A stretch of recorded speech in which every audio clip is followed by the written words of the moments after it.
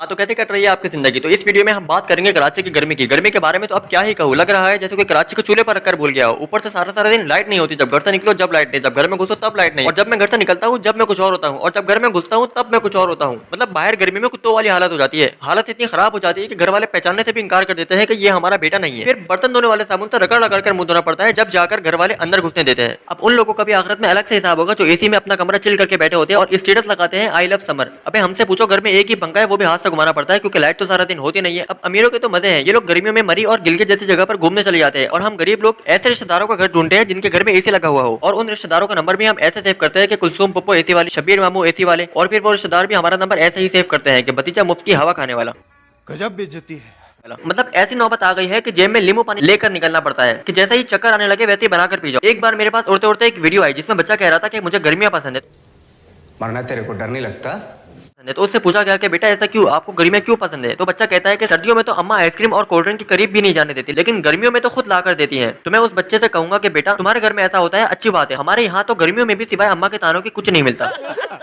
अब अगर फ्रिज से ठंडा पानी पी ले तो एक बोतल के बदले सारी बोतल भरनी पड़ जाती है, और ताने अलग सुनने को मिलते हैं। अब बाइक वालों को भी बड़ी दुश्वारियों का सामना होता है। मतलब कि अगर धूप में खड़ी हुई बाइक पर अचानक से आकर बैठ जाओ तो ऐसा लगता है जैसे हमारी तशरीफ मेल्ट होने लगी है, और अगर गीली पैंट के साथ बैठ जाओ तो पीछे से भाप भी निकलती है। और कुछ लोग तो इतने बगैरत होते हैं कि एसी की हवा खाने के लिए एटीएम में अपना कार्ड जानबूझकर फंसा देते हैं, और आधे एक घंटे से पहले बाहर नहीं निकलते, वो भी सिर्फ एसी की हवा खाने के लिए।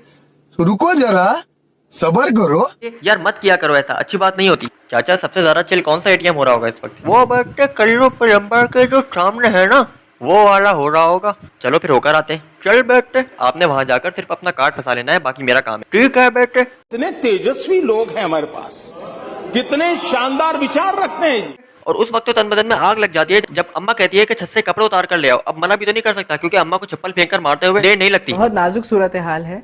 अब छत पर जाने से पहले पूरा सूखा हुआ होता हूँ, लेकिन जब वापस नीचे आता हूँ तो बॉडी में कोई ऐसी जगह नहीं रहती जो सूखी हुई हो। फिर भी अम्मी कहती है कि जाकर नहा ले। मतलब पसीने से नहा लिया काफी नहीं है, जो पानी भी वेस्ट करूँ। अब लिटरली यार, जितना पानी पूरे दिन पीता नहीं है उससे कई ज्यादा बह जाता है। समझ नहीं आता इतना पानी बॉडी में आता कहाँ से है। इस गर्मी में एक ही कारोबार अच्छा है, वो है बर्फ बेचने का। मैंने देखा है ये लोग बर्फ पर बैठकर बर्फ बेच रहे होते हैं। माना कि गर्मी ज्यादा है इसलिए तुम बर्फ पर बैठे हो, लेकिन थोड़ा अपने लिए भी सोचो। बर्फ काटते हुए कुछ और कट गया तो लेने के देने पड़ जाएंगे।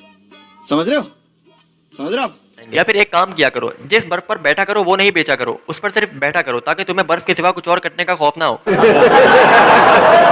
अब गर्मियों में जितना घर में रहने की कोशिश करो, घर वाले उतना ही बाहर के काम पकड़वा देते हैं। ये ले आओ वो ले आओ। अब अगर अम्मी को थोड़ी सी भी अकड़ दिखाओ कि मैं नहीं ला रहा तो फौरन दुपट्टा ओढ़ लेती है कि मैं खुद ले आती हूँ। फिर तो जाहिर सी बात है लाना पड़ता है। चीटिंग करता है तू, चीटिंग चीटिंग चीटिंग करता है तू। पता नहीं अम्मी समझती क्यों नहीं है। वैसे ही कोई लड़की देने को तैयार नहीं है, और अगर धूप में काला हो गया तो कद्दू कोई लड़की देगा मुझे।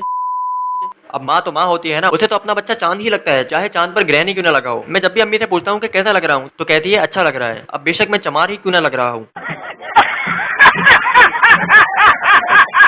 तो बस यार, इस वीडियो को यही अपनी बेइज्जती के साथ खत्म कर रहा हूँ। अगर तपती गर्मी में जिंदा रहा तो नेक्स्ट वीडियो में मुलाकात होगी। अल्लाह हाफिज।